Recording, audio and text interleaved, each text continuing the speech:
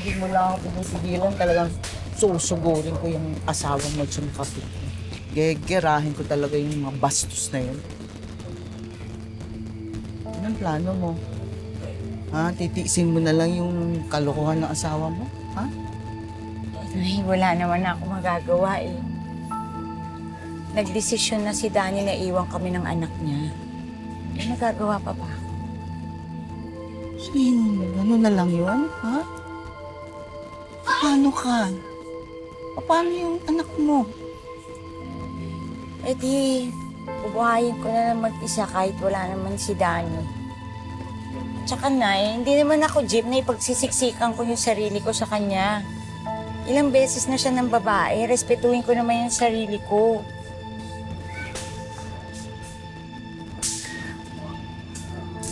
Sa bagay, tama ka. Pero naman, Diyos ko, Diyos Mariosep, mas maganda ka. Mas masipag at higit sa lahat. Mas mabuti kang tao. Yun na nga, Nay.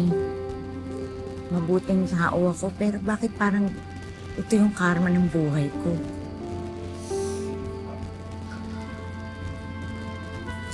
Walang permanente sa mundo ito, anak. Siguro ganyan ka ngayon dahil yun ang kapalaran mo. Pero hindi ka habang buhay na lumaan. Hmm? Nanay, sana ba to si... Sana to si Dito? Nak! Dito. Saan ka? Baka naglaro. Dito. Ay, Oh! Nak, ano? Bagong taon na. Bakit ka umiiyak? Nay, hindi na po ba tanap ni tatay?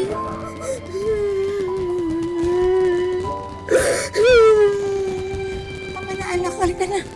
Umuwi na tayo. O, tumigil ka na sa pag-iyak. Halika na. hindi na tayo.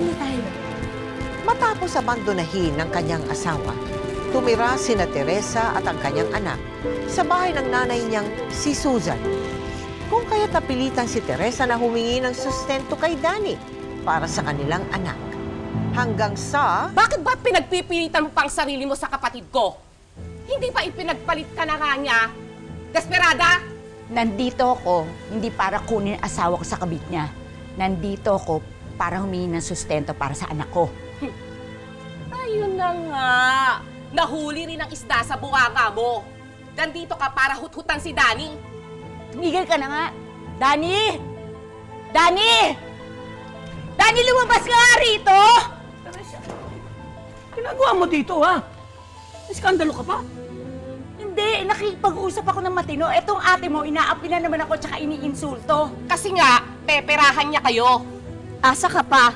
As if naman bibigyan ka namin ng asawa ko. Hoy, tumigil ka. Huwag kang magpiling original. Pirated ka lang. Teresa, umalis ka na.